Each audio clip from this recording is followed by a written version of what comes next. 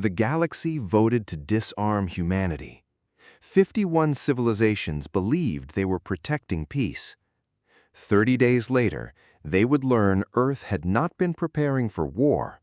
Earth had been preparing for something worse. The Chamber of Asterion was built inside a hollow moon above the storm world of Nysa Prime. From outside, it looked like a silver wound cut into black stone. Inside, floating platforms circled a central floor, rising higher and higher until the top seats disappeared into shadow. Delegates from 52 civilizations filled the chamber. Some sat inside water spheres. Some breathed through metal masks. Some communicated by flashing patterns of colored light. Every species was different, but today they had gathered for one reason: humanity. High Arbiter Varun Kale stepped onto the central floor. He belonged to the Arasi, one of the oldest species in the interstellar Concord. His pale armor reflected the chamber lights, and 3 golden eyes opened across his face. For almost 200 years, Varun had watched civilizations argue, rise, fall, and beg for protection. He believed he understood power. He believed he understood fear. Then, humans arrived. At first, they seemed harmless enough. Strange, emotional, fast-moving, but useful. They signed treaties, they sent rescue teams during disasters, they helped colonies that were not theirs. Then they began building. Shipyards near dead stars, defense grids around distant colonies, silent patrol fleets near forgotten borders. In only 28 years, humanity became the 4th strongest military force in known space. No species had ever risen that quickly. So the Concord became afraid. High Arbiter Varun Kale raised one hand, and the chamber fell silent. He spoke of peace, he spoke of balance, he spoke of shared trust. He never called humans dangerous, but every delegate understood the meaning beneath his words. The resolution appeared above the central floor. Mandatory Strategic Disarmament Order 12. Earth would surrender most registered warships. Earth would shut down outer defense platforms. Earth would allow Concord inspectors into all major military production sites. The wording sounded peaceful. The purpose was control. Ambassador Elena Rook sat alone in the human section. She wore a dark blue diplomatic coat with no medals and no ceremony. Her face showed nothing. The vote began. One by one, green lights filled the chamber. 51 civilizations voted in favor. Then the human platform glowed. Not green, not red, not gray, black. A murmur spread through the hall. Varun narrowed his eyes. Ambassador Rook, does Earth wish to explain this response? Elena stood. She looked small beneath the vast ceiling, but her voice was steady. Earth has heard the order. Earth understands the fear behind it. A matter of this weight deserves a complete answer, not a rushed one. She paused. Our formal reply will be delivered in 30 days. Then she placed a black data seal on her seat and walked out. No one moved. The humans had not accepted, they had not refused, they had marked the moment. But the Concord had made one mistake. They thought Earth's visible weapons were the secret. They were not. The black data seal remained on the human seat long after Ambassador Elena Rook left the chamber. No guard touched it, no delegate went near it. For several minutes, the entire chamber of Asterion only stared. Then the whispers began. Some delegates called it arrogance, others called it a threat.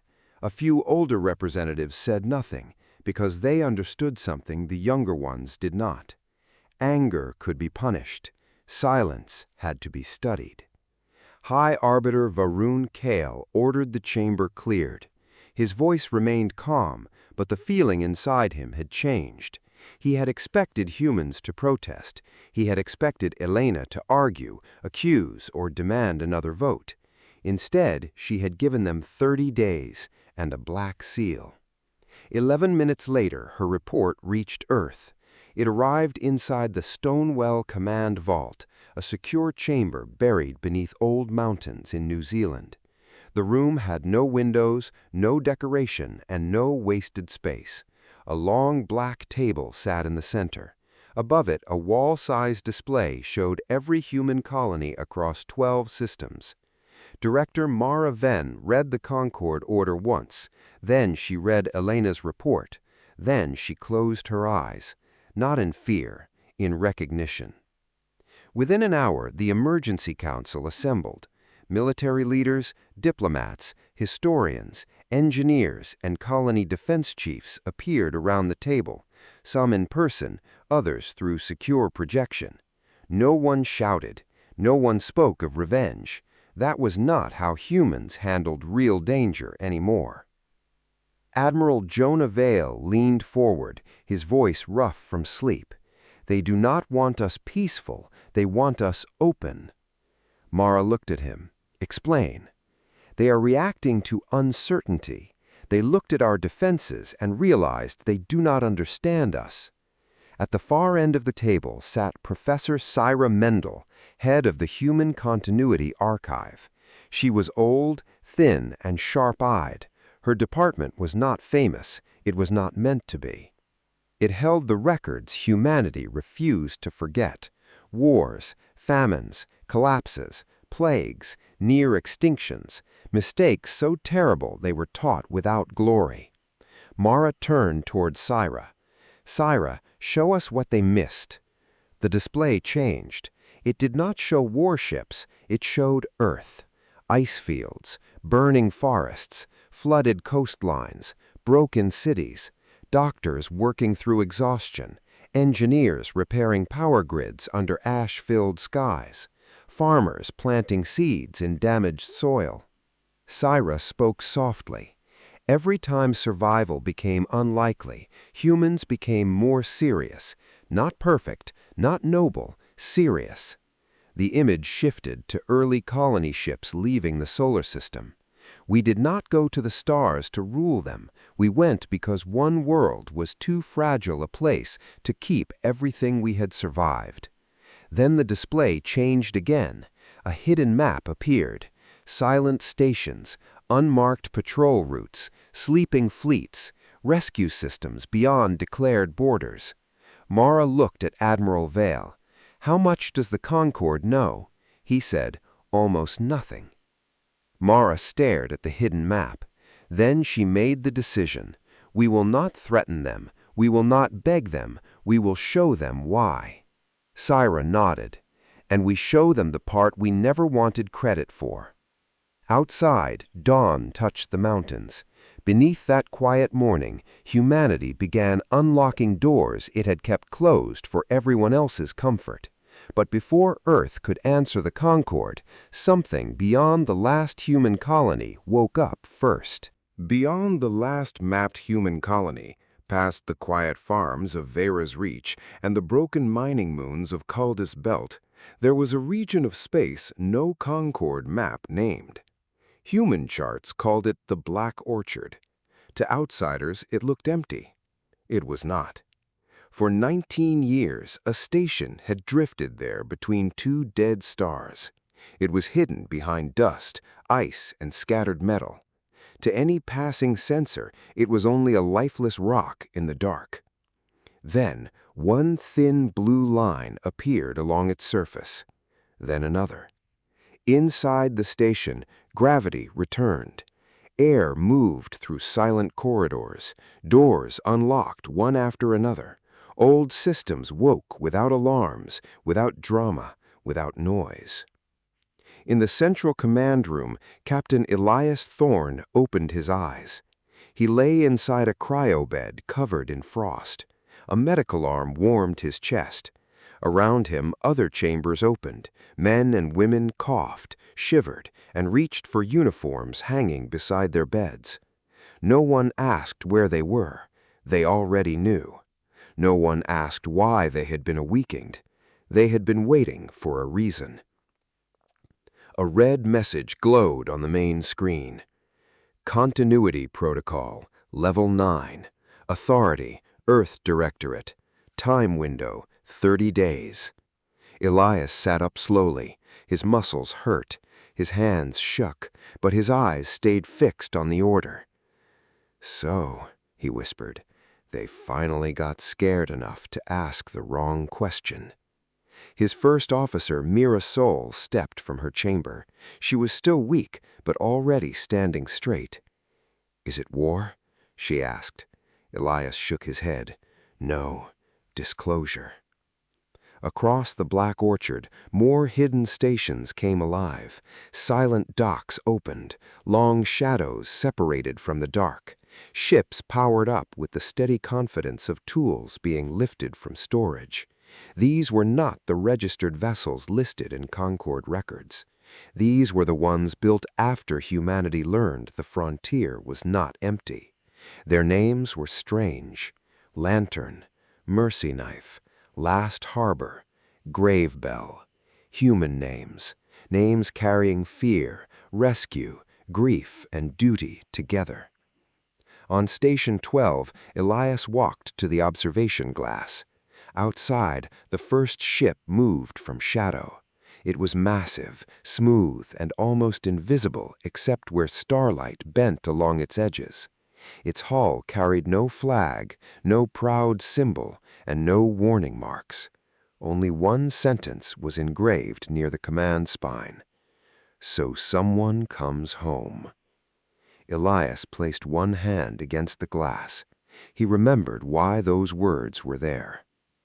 23 years earlier, a human colony ship vanished near the frontier. 3,000 families, no distress call, no wreckage, no bodies. The Concord called it a navigation accident. Humanity never accepted that answer. They searched for 9 years. What they found was never shared. Mira stood beside him. "All ships?" Elias looked into the dark. "All of them." And in the Black Orchard, the hidden fleet opened its eyes. But while humanity prepared to reveal its shield, High Arbiter Varen Kale received a warning from a civilization that was supposed to be dead. High Arbiter Varen Kale received the private warning while the chamber of Asterion was still being cleaned. He had returned to his office inside the Hollow Moon, a quiet room carved behind the main hall. Its walls showed Nysa Prime turning slowly below, blue storms rolling across the surface. Usually that view calmed him. Today, it made the universe feel larger than his authority. The black human data seal had been placed on his desk beneath security glass. It gave off no signal. It had no active power. It was only a dark object, smooth and silent. Yet Varen kept looking at it. Then his private communicator flashed. Only 3 people in the Concord had access to that channel. The message came from none of them. No name appeared, no official mark, just one sentence: "Do not force Earth to open the outer doors." Varen stood very still. At first, he thought it was a human warning, but the encryption was wrong. It was not modern. It carried code patterns from the Rain Archive, a civilization that had vanished before the Concord existed. Impossible. He opened the attachment. A damaged recording appeared. The image showed a star system he did not recognize. Planets burned quietly in the distance. Around them floated thousands of wrecked ships, split open like shells. Then something moved between the wrecks. It was not a ship. It was too large, too dark, too unstable in shape. Space bent around it. Wherever it passed, metal folded inward, Lights died. Entire warships collapsed without explosion, as if crushed by invisible hands. A voice played over the recording. Old, weak, terrified. We thought the silence beyond the edge meant safety. We were wrong. If any younger civilization finds this message, listen carefully. Build watchers, build walls, build teeth. Do not trust empty space. The recording ended on one final image, a symbol burned into the side of a dead moon. 3 circles inside a broken line. Varen knew it. Every Concord child knew it. The outer hunger. An ancient warning story, a myth used to keep young species away from deep space. But the recording was real. A second message appeared beneath it. Humans found this first. That is why they built what you fear. Varen sat down slowly. For 200 years, he had believed humanity's strength came from ambition, fear, or pride. Now another possibility opened before him. What if humans had not been preparing to attack the galaxy? What if they had been preparing for the thing outside it? He looked at the black seal again. It no longer felt like defiance. It felt like a locked door. And for the first time, Varen feared what stood beyond it. On Earth, Director Mara Venn opened that same ancient recording and gave an order only 12 humans alive had ever heard. On Earth, Director Mara Venn opened the same ancient recording inside the Stonewell command vault. The room fell completely still. Everyone at the table had studied terrible things before: war, collapse, disease, famine, extinction-level mistakes. But this was different. This was not human history. This was not politics. This was something from beyond the map reaching towards them. The recording ended. No one spoke for several seconds. Then Admiral Jonah Vale leaned forward. His face had lost all sleepiness. How did Varen receive it? Mara checked the message trail. Unknown sender, old encryption, same Rayan pattern. Professor Syra Mendel's voice was low. Then someone wants him informed. Jonah looked at the frozen final image. Someone or something. That word stayed in the room. Mara turned toward the wall display. Human space appeared, then expanded outward, past colonies, past patrol routes, past silent stations, past every official border. A red line appeared in the dark. It was moving, slowly, clearly. An analyst spoke, his voice tight.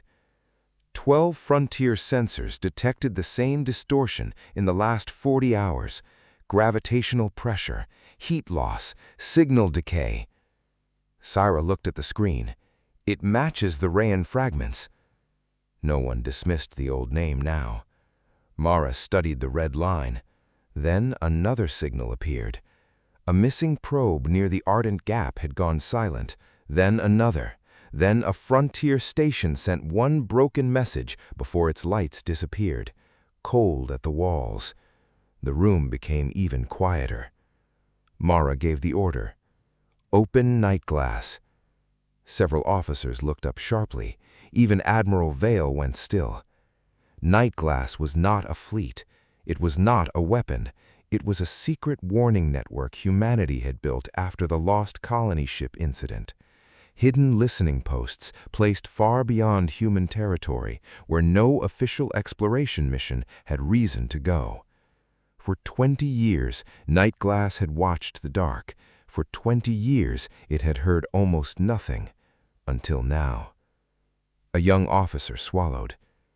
Director, if we activate the full network, the Concord will detect parts of it. Mara nodded. Let them. They will know we placed systems outside declared borders. They already believe we hide danger. Now they need to understand we were watching for it. The wall screen changed. Thousands of small lights appeared along the edge of known space. Listening stations, rescue anchors, signal traps, dead drop beacons, silent systems built to make sure humanity was never blind again. Mara looked at the red line. Send the invitation early. Jonah turned to her. To the Concord? To every member species. Cyrus' face tightened. They are not ready. Mara's eyes stayed on the map. No one is ready the first time a myth becomes a sensor reading. Above the vault, Earth continued its mourning. Below it, humanity opened night glass. And when the Concord received Earth's new invitation, it no longer sounded like diplomacy. It sounded like a warning sent before impact. Earth's new invitation did not arrive through normal diplomatic channels. It came through every emergency relay at once. That alone frightened the Concord. The message appeared inside command rooms, embassy halls, research stations, and private council chambers. It carried Director Mara Ven's seal and Ambassador Elena Rook's voice. No ceremony, no soft introduction, only coordinates. A location beyond the neutral corridor, near the edge of explored space, where the stars thinned and the black between them seemed too wide. The message said, Earth will give its formal response there. Attendance is strongly advised. Bring observers, bring sensors, bring no charged weapons. At first, several delegates called it another human performance. Then the second file opened. Night glass data appeared. In the chamber where High Arbiter Varun Kale sat, the air seemed colder. Across the main display, thousands of hidden human listening posts appeared like faint stars in the dark. Their range extended beyond any Concord defense network. Then the red distortion line appeared. It was closer now, not fast, constant. A low sound moved through the room as delegates reacted in their own ways. Some clicked, some hissed, some flashed warning colors across their skin. The Hef delegate stood suddenly, his narrow face stiff with pride. This is manipulation. Earth creates fear to protect illegal systems. For a moment, no one answered. Then a Yelmi scientist, floating inside a clear liquid pod, spoke through her translator. The data is real. The chamber turned toward her. She continued. We checked the gravitational decay pattern. It matches the rain fragments. The Heth delegate snapped. Old stories. No, the scientist said softly. Recovered records. That changed the room. Varun placed one hand on the glass covering the black human seal. His earlier certainty felt distant now. He had tried to disarm a species standing at a border he had never taken seriously, and now something was crossing it.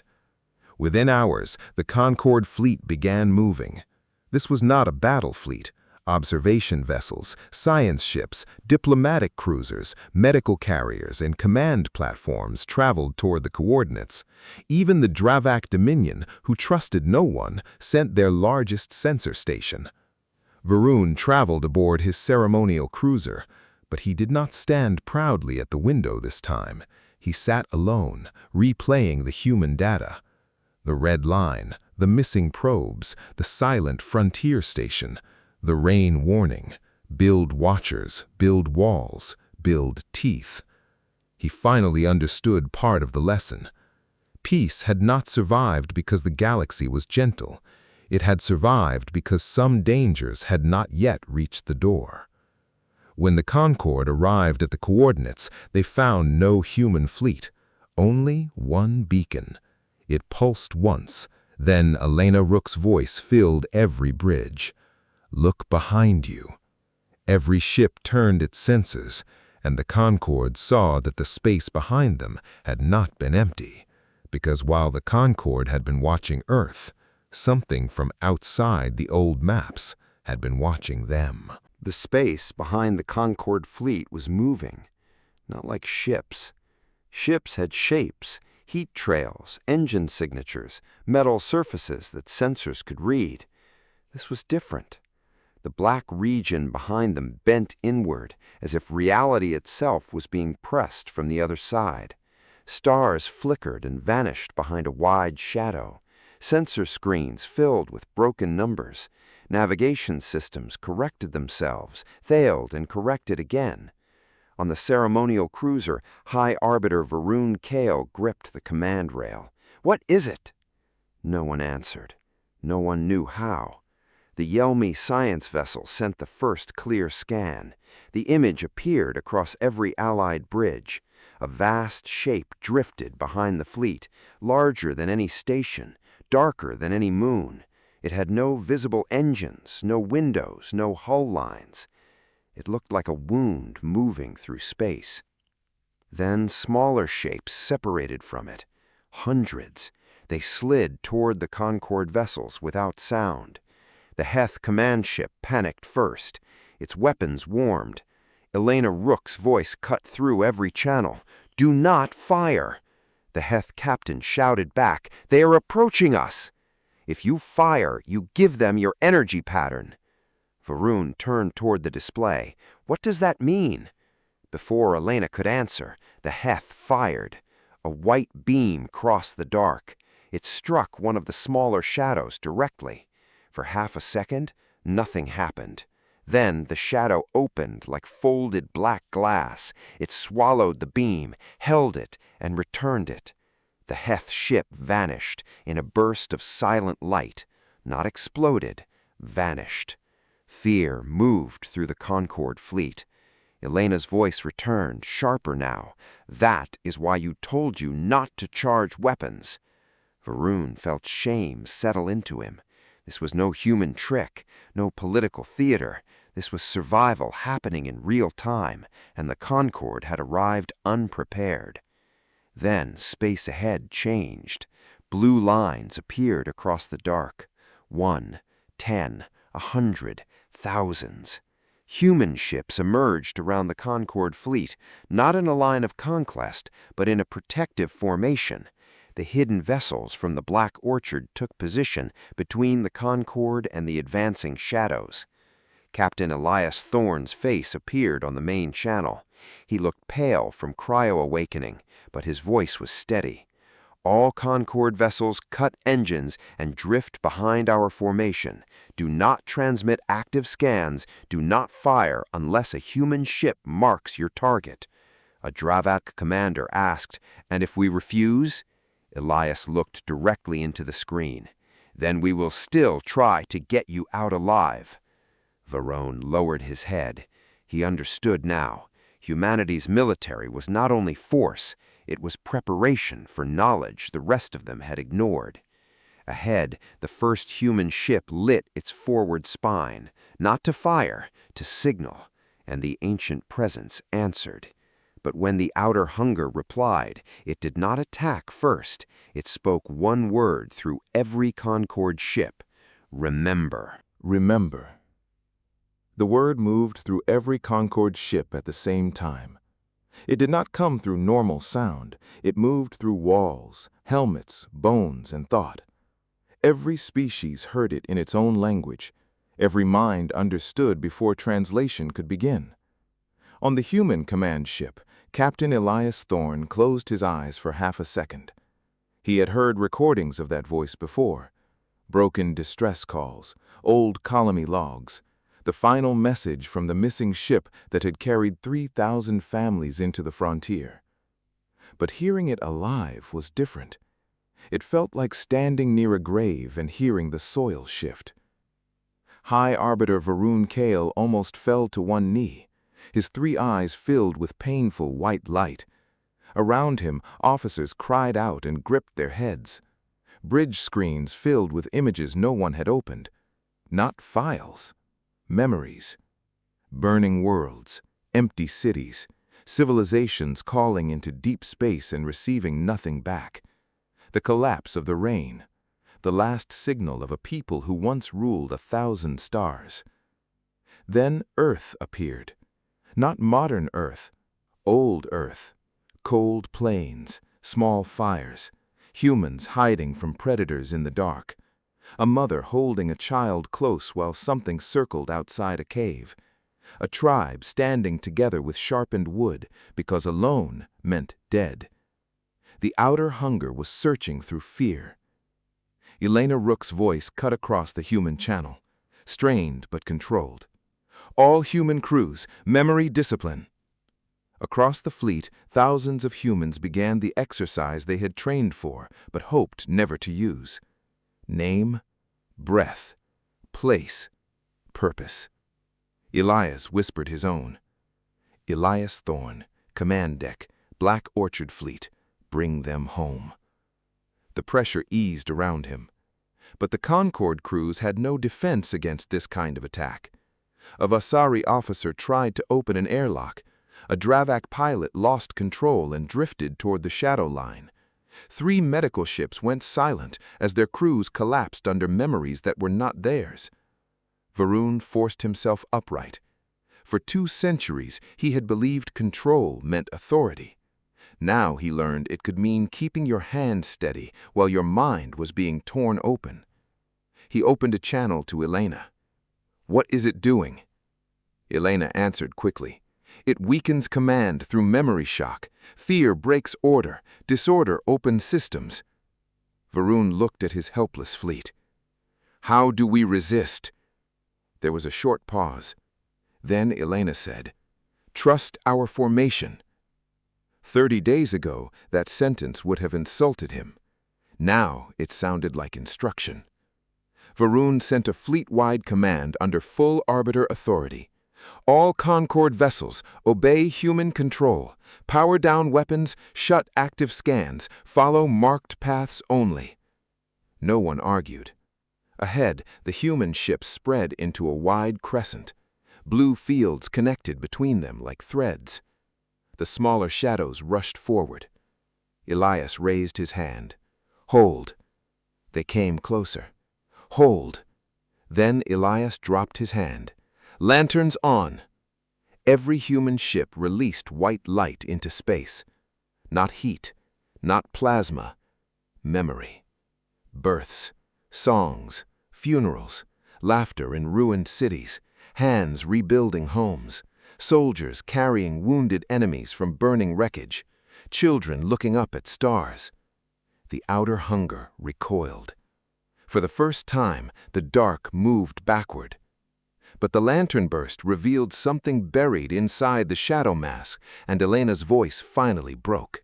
The lantern burst revealed something inside the shadow mass. At first, Elena Rook did not understand what she was seeing. The white light had forced the smaller shadows back, but it had also stripped away part of the black field. For one brief second, the shape beneath became visible on every screen. There were ships inside it. Not wreckage, prisoners. Thousands of vessels hung in the moving darkness like insects trapped in frozen glass. Some were ancient, shaped in designs no living civilization used anymore. Some were Concorde ships that had vanished near the frontier and been listed as accidents. Some were human. Elena's throat tightened. "Captain, do we have life signs?" Elias looked at his sensor officer. The young man's hands moved quickly. His face changed as the readings appeared. "Faint patterns," he said. "Not normal life signs, more like suspended biological activity." Elena closed her eyes. The outer hunger had not only destroyed, it had stored.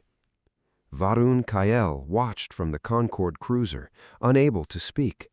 He saw the human faces on the shared channel. Their expressions had changed.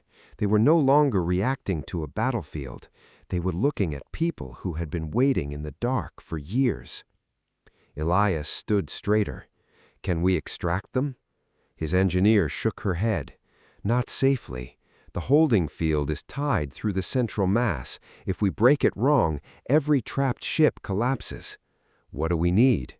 "A stable anchor close to the inner field," she said. "Something inside the pull range." Everyone understood. A ship had to go near the dark.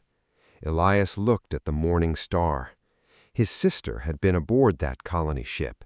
She was 26 in her last message, smiling, holding a small plant pot because she wanted to grow basil on a new world.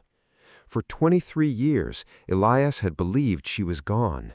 Now she was somewhere inside that nightmare. Mirasol stepped beside him. "Captain, do not let grief make the first decision." He took one slow breath. Then he opened the fleet channel. "Prepare rescue formation. No ship enters blindly. We test the field first." Before his crew could respond, a smaller signal appeared. Not human. Varun Kael's ceremonial cruiser moved forward from behind the shield line. Elena stared at the screen. "Arbiter, fall back." Varun's voice came through, quiet but firm. "No." Elias turned sharply. "Your ship is not built for this." "No," Varun said, "but it carries the oldest Concord archive core. If that thing feeds on memory, then it will receive ours." Elena had no answer. Varun looked at the trapped ships. "We tried to remove your protection. Let us now help hold the line." Ahead, the shadow opened, and as Varun crossed the human shield line, the morning star sent one weak message from inside the dark. "We are awake." We are awake. The message was weak, broken, and full of static, but it was human. For 1 second, the battlefield seemed to pause. Captain Elias Thorne stared at the words on the screen as if his mind could not accept them. Around him, officers stopped moving. Even the alarms felt far away. Mirasol leaned toward the console. "Can we answer?" The signal officer nodded, trying to lock the channel. Elias pressed 23 years of grief into a place where it would not break his voice. "Morning Star," he said, "this is Captain Elias Thorne of the Black Orchard Fleet. We hear you." 3 seconds passed. Then the reply came. "Elias?" The bridge went silent. Elias's face changed only slightly, but everyone saw it. The voice returned, fragile and shaking. "Elias, is that you?" He swallowed hard. "Yes, Lena, it's me." His sister was alive, somewhere inside the shadow field, trapped for 23 years in a place no person should have survived. She was awake enough to know his voice. But the outer hunger reacted. The black mass twisted violently. Shadows rushed toward Varun Kael's cruiser as it crossed the shield line. The old vessel shook under pressure, its outer panels bending. Inside it, the Concord archive core opened fully. Memories poured into space. Not human memories, Concord memories. The ancient treaty signed between ancient enemies. A dying world saved by shared medicine. Children from different species playing under artificial suns. Songs from cultures that no longer existed. Names carved into memorial walls. Failures admitted. Betrayals forgiven. The outer hunger slowed. It knew fear. It knew isolation. It knew the silence of worlds that died alone. But the archive was not one civilization's memory. It was many lives refusing to be erased. Elena saw the opening first. "Captain Thorne, the holding field is weakening." Elias turned to his crew. "Anchors, now." Human ships fired thin blue lines into the dark. They were lifelines, not weapons, each one wrapped around a trapped vessel like a hand around a wrist. The morning star shook inside the black mass. Lena's voice returned, weaker now. "There are others here, not just humans. Don't pull only us." Elias closed his eyes for half a second. Even after all those years, she still sounded like herself. "We pull everyone," he said. The first trapped vessel broke free. It emerged damaged, frozen, and silent, but whole. Then another, then 5 more. Across the Concorde fleet, delegates watched as human rescue crews moved with brutal precision. They were saving human ships, Arasi ships, Yelmi vessels, Dravak scouts, Heth explorers, and designs no one recognized. Varun's cruiser began to crack under the strain. Elena saw it. "Arbiter, retreat!" Varun's voice came back steady. "Not yet." His damaged ship pushed deeper, holding the memory field open. The Morning Star was almost free. Then the outer hunger changed. It released part of the trapped fleet and turned toward the human command ship. For the first time, it stopped feeding and started choosing. When the ancient shadow chose its target, it ignored the strongest ships and aimed directly for Elias Thorne. The outer hunger aimed directly at Elias Thorne. Every warning system on the command deck screamed at once. A black spear of warped space pushed through the battlefield, cutting past rescue drones, lifelines, and damaged ships. It ignored the larger human vessels. It ignored the Concorde formation. It ignored Varen Kyle's cruiser and the burning archive core. It wanted the command ship. Mira saw the projected path. Incoming distortion. Elias did not move from the center of the deck. Distance. 7 seconds. The ship shook as the first edge of the distortion struck the shields. Lights flickered. Metal groaned inside the walls. Several officers were thrown from their seats. On the main screen, the Morning Star was almost free. One final pull. That was all. "Do not break the rescue line," Elias ordered. Mira turned toward him. "If we hold position, we lose the ship. If we move, Morning Star gets pulled back in." His voice stayed calm, but pain was visible in his face. Then Lena's voice came through the broken channel. "Elias, let us go." He froze. She continued, weaker now. "Elias, you have other ships to save, other people. Don't trade them for us." Elias looked at the screen. The old colony ship trembled, half free, half buried in shadow. For 23 years he had lived with absence. Now the universe was asking him to accept it again. His hands shook once. Then he made his choice. No. Mira's eyes widened. Elias opened the command channel. "All ships, mark my vessel as primary anchor. Transfer pull control to us." Mira stepped toward him. "Captain!" He looked at her. "The entity is trying to break the line through me, so I give it a line it cannot digest." Before anyone could stop him, Elias opened the command chair's neural link.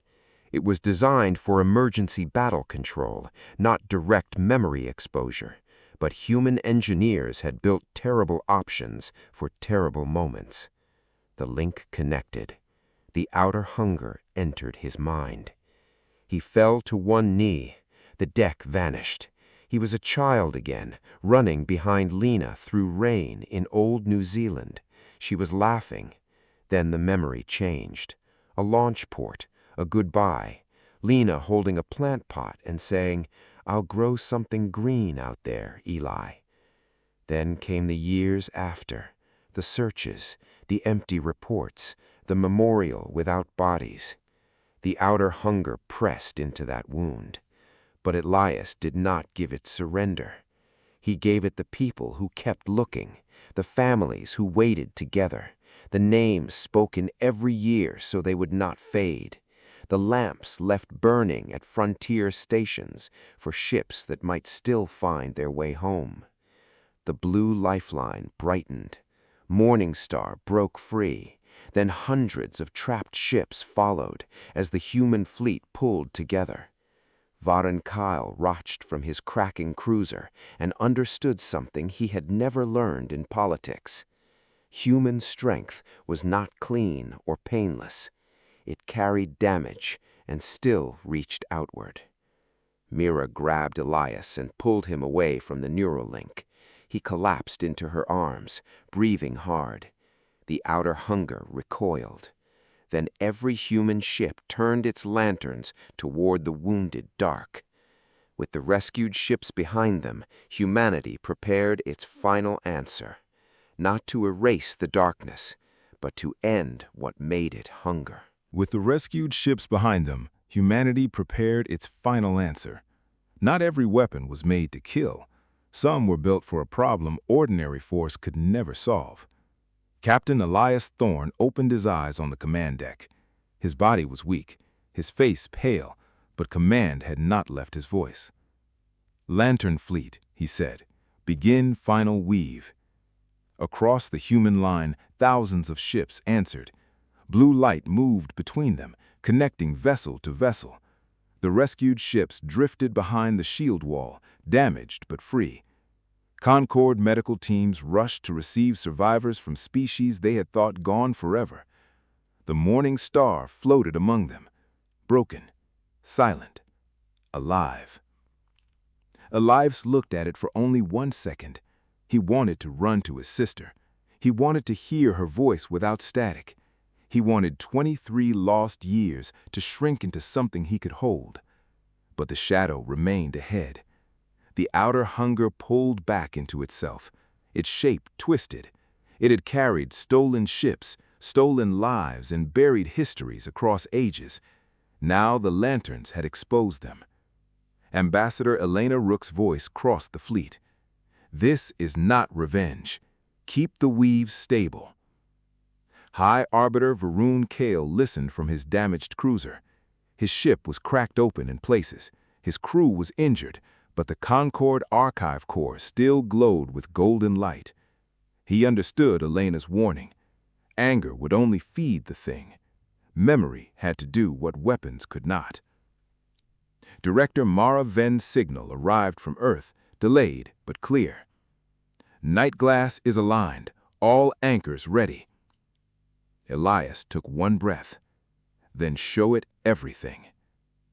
The lanterns opened fully. Human memory poured into space, joined now by the Concord Archive.